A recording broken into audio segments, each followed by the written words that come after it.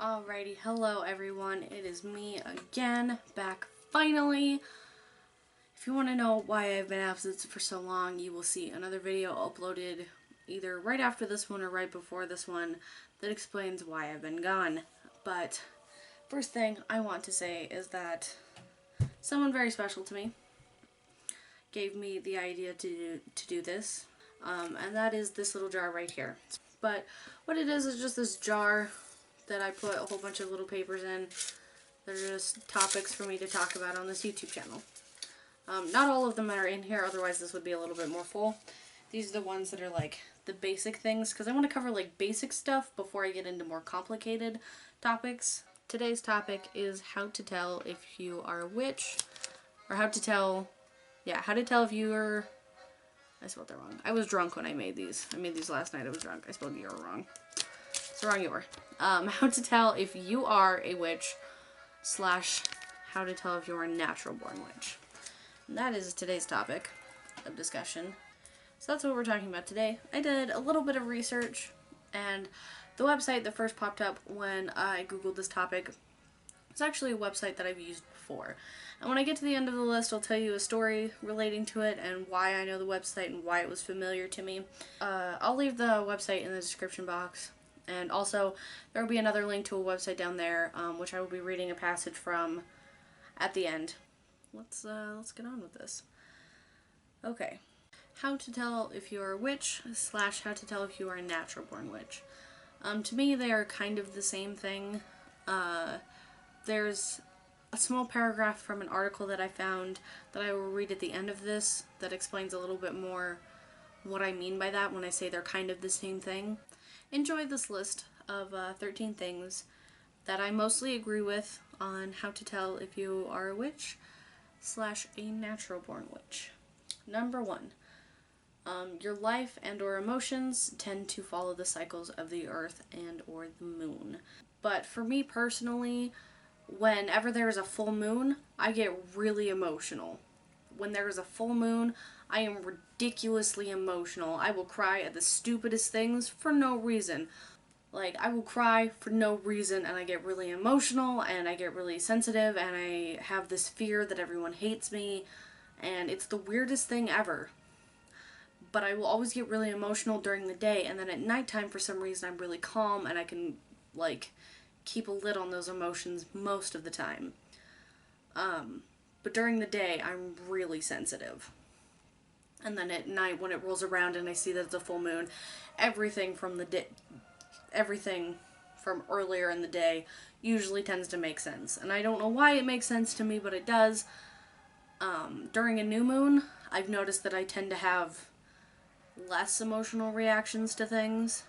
It's not necessarily that I'm totally apathetic to everything, it's just that things that normally would give me a huge emotional reaction during like the full moon or something like that give me less of an emotional reaction, and I'm less prone to crying, for example.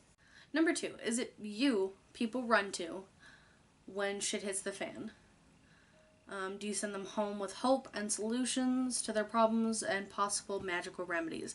Meaning that if people come to you for advice on a frequent, regular basis, and you send them away with, hey, do this, it could help, or hey, here's this tea, it could help you with, being sick, and it also, because of the herbs in it, it will help you calm down emotionally a little bit. It'll release some of the stress and tension that you have. Or here are some crystals, keep them by your bed, keep them on your windowsill, something like that. They're supposed to bring positive energy or something like that. Number 3, do you feel at home in the middle of the woods and or long to live there? For me personally, every time I go camping, I feel so at home. I feel so at peace. Despite the fact that after 5 days I feel gross because I haven't showered, I feel fucking fantastic when I'm out camping in the middle of the woods, falling asleep to the sound of the crickets and the cicadas and things like that. Every single time I go camping, I feel so much peace. And it's ridiculous. And my lifelong goal is to live in the middle of the woods in a yurt. Because I feel like that would be fucking great, and that is my lifelong mission, is to do that, is to live my life in the middle of the woods, in the yurt. So I definitely resonate with number 3. Number 4. Are you calm in times of a storm? Do you think that the built-up power inside of you has caused the storm? And by storm, I don't mean like life events happening all at once, like your car broke down and you lost your job and a family member got sick. I don't mean storm as in shit hit the fan in your life. I mean storm as in literal, like a hurricane or like a thunderstorm or a tornado or something like that. Maybe not as extreme as a natural disaster, but like extreme weather. I mean legitimate weather. Are you calm when there are storms? Me personally, I love it when it rains. Raining is my favorite time ever. When it's thunderstorming and it's lightning and it's thunder and it's dark and the rain is just pouring down, that is my favorite thing. That is the only thing that I can sleep to. Like, sounds of like rain hitting rooftops and like sidewalks and stuff like that. I need stuff like that to help me sleep. One of my exes actually used to tell me that they believed I controlled the weather with my emotions, because every time I would cry or I was upset for some reason, it would always rain. And I didn't connect it at the time that I was reading this for the first time several years ago. I didn't connect it at the time, but it could have been a slight hint at the power capabilities that I had, or have, I should say. Number 5. Do you love animals, and do animals love you back and flock to you? I have a small story about this before I explain it a little bit. The cat that I now own, that you may or may not have seen clips of, probably not at this point in time. I have no idea where he is. He's probably downstairs. He is my father's cat, but he lives here now with my stepmom because he can't be here. Cat, when he moved into this house, did not like anyone. Didn't even like my dad, who my stepmom bought the cat for in the first place.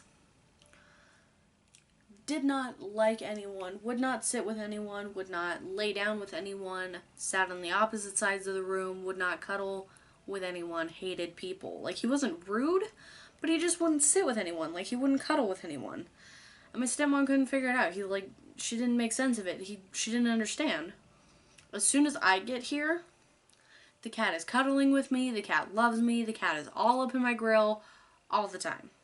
Except for right now, because I'm the only one home and he misses everyone else.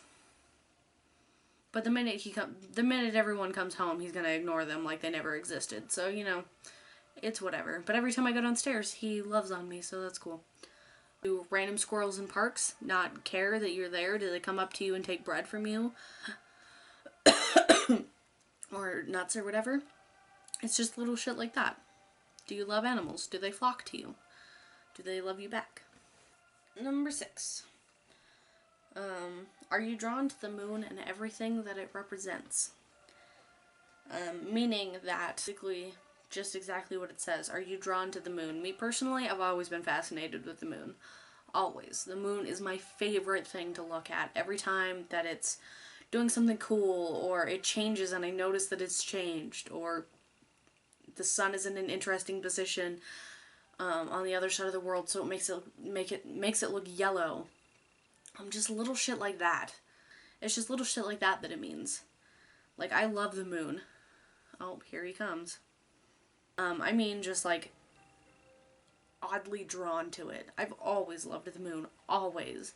Moonlight is my favorite type of lighting besides candlelight. I couldn't tell you why. I have no explanation. I just love the moon, and I love everything about it. Hi, cat. Hi, baby. What are you doing? I just wanted to show you my cat. He's cute. Number 7. Have you been told you have an old soul? Do you see your wishes, whether good or bad, come true and wonder about your own power? Do people see you as being very wise and you're just kind of that seeing eye person that someone always runs to when they need help because they know that they can trust you and they know that you'll have some sort of an answer. even if it's something they already thought about it. Maybe it's the way you say it and the way you portray it.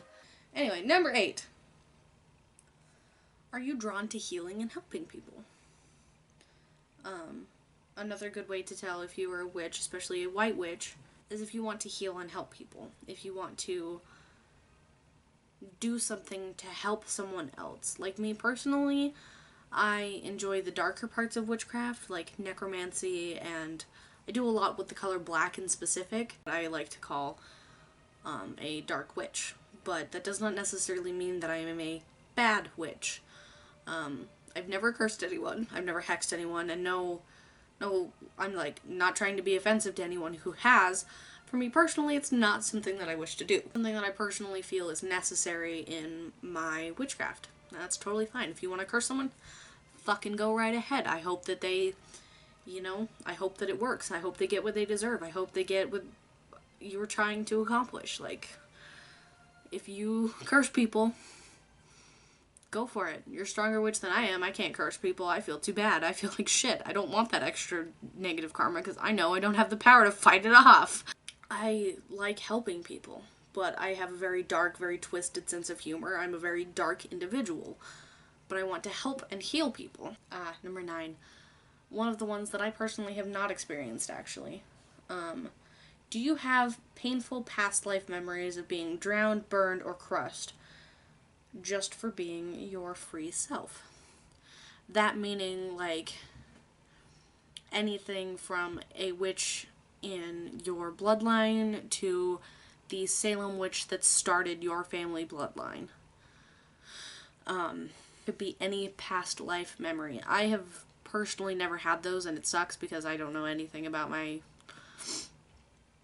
previous life. So having past life memories that are really horribly painful, or you see them and you feel a strong connection to them, anything like that. I personally have not experienced this, so I can't really tell you other than just what it said on the website, which will be in the description box, so you can check it out for yourself. 10. Have you always sort of felt like you never fit in anywhere? Have you always been an outcast? Which is me all the way. Even in, like, grade school and middle school, I had 2 best friends who never changed from the time I was in 1st grade until I was in, like, 6th grade. In 6th grade, another person got introduced, and one of them left. But the next year, that person that left came back, and the person that got introduced no longer wanted anything to do with me. I didn't hang out with the other girls in my class. I hung out with a kid named Wyatt and a kid named Eric. And that was it. That was all I did.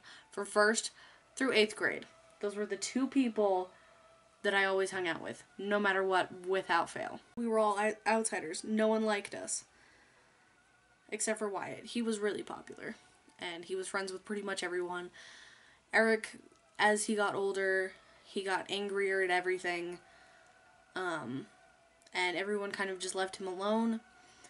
And then, as I started to become less and less LDS, everyone kind of avoided me like I was the plague, and especially after 3rd grade, everyone kind of stayed away from me like I was going to give them cooties. And it's been like that ever since. Like, I had friends in, like, 3rd and 2nd grade. I don't remember them, but I had friends. In 3rd grade, everything was good. Summer after 3rd grade, everything changed. 4th grade, everyone hated me. I had a total of, like, 5 friends during high school. Anyway, moving on. This is my favorite. Do you hoard pretty rocks, shiny rocks, rocks that you find on the side of the road, rocks you find in stores, rocks in those little touristy shops that are like, pick a bag for this much and you can fill it with rocks and take it home? And you get that large pouch for like $10 and you fill it up with rocks and you take it home and you're so excited about it. Or you find a really cool rock when you're at the lake one day and you think, oh, I could skip this, and then you think, no, I shouldn't because it's too beautiful. I couldn't do that. Well, that might be sign number 1 that you're a witch. Look at all of these things. I have a whole bunch in there that I've been collecting for years. There's some in there. That's a thing of runes. There's some more in here. With a lighter. There's some seashells, some other rocks that I've had for years. Some other stuff that my girlfriend gave me. A quartz thing that I bought. Those are rocks that I found. I can't help it. They're cool. I love them. Sign number 1, you might be a witch. Do you like rocks? Number 12. Have you always believed in magic, even when you were a small child? This is something that I discovered when I first started getting into witchcraft when I was like 16, was the fact that, you know, when you're a kid and you believe in magic and you think everything's awesome, and, you know, as you get older and you're allowed to watch things like Harry Potter and stuff like that, you think, oh, that's so cool, that must be real. Like, let's play Harry Potter in the backyard, and, you know, and you pretend to have wands and you shoot spells at each other and stuff like that. Even as I grew out of the age where it was cool to believe in magic and it was no longer cool to believe in magic, I still believed in magic. I still thought fairies were real. I still thought magical powers were real. I still thought all of this crazy shit. And I kept it secret because I didn't want anyone to think I was weird, even though I was already fucking weird. But I kept it a secret, and then one day I discovered the magic was real. It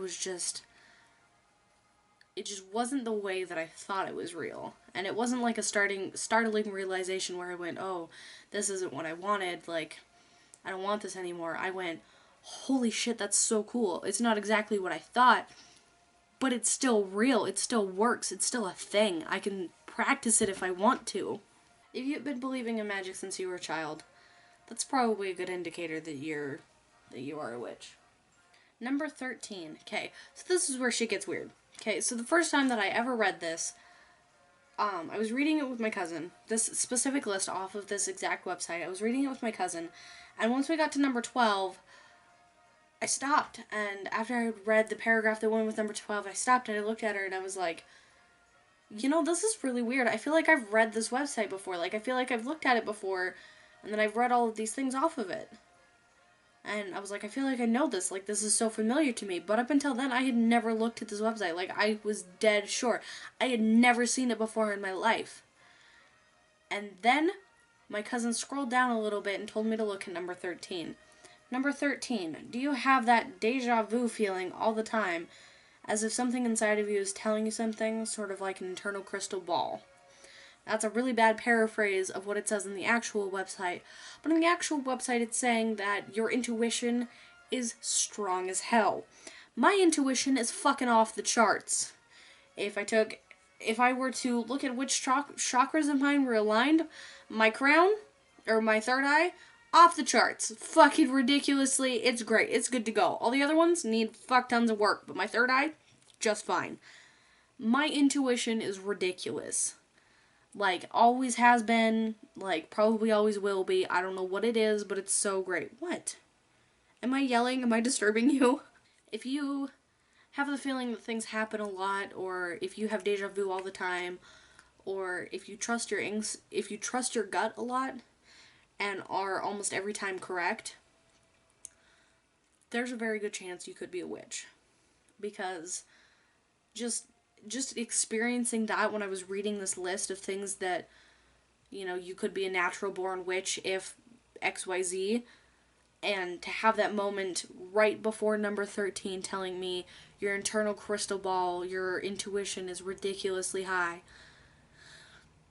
To have that deja vu, that intuition, that premonition type feeling right before that was a little bit weird, let me just tell you, but it was an eye-opener for me, and I went, wait, what the fuck? Maybe I really am.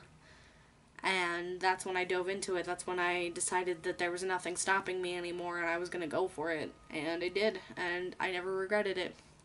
Still don't regret it to this day. At the end of the article, it's like 6 things on, like, being a natural born witch or something like that. But at the very end of the article, they go, I will make this very bold, controversial statement. Witchcraft is hereditary. And I agree with that completely. And the reason that they give, or the explanation that they give, makes a lot of sense to me. And I'm going to read it for you. Does that mean that you cannot become a witch unless your ancestors are witches? Absolutely not. I am simply saying that if you are interested in witchcraft, more than likely a woman in your ancestral background was a practitioner in one form or another. Whether she accepted the witch label or not is irrelevant. Perhaps your grandmother had a special whimsical knack in the garden. Maybe she secretly studied stars and astrology. If she was religious, perhaps her prayers were partially mental spells. If you have had a lifelong interest in witchcraft, I highly recommend pondering your heritage with an open mind. The deck of playing cards your Aunt Frances always had on her coffee table may very well have been used for fortune telling. And I think that is ridiculously true, because I didn't know that my mother and father practiced before I was born, because after I was born they became LDS and they switched to that, and it was throw all of it out, never do any of it again, like don't pay attention to any of it. And that sucked for me because I had to figure out on my own about all of it, when it would have been really cool to be able to learn from my mother or my father. But I think learning by myself has made me stronger in a way, because I've had to teach myself everything. So that is that on how to tell if you are a natural born witch. I hope you enjoyed. I hope this helped at least a little bit. And if not, please tell me why.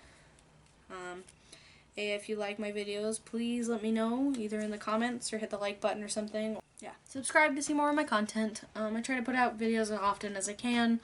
Life gets in the way sometimes. You can also follow me on Tumblr. My name on Tumblr is Subtle Little Clues. You can follow me on Facebook, which is Wonderland, same way it's spelled here. And actually on Snapchat as well. My Snapchat name is SkeletonQueen0. Anyway, guys, I hope you enjoyed this.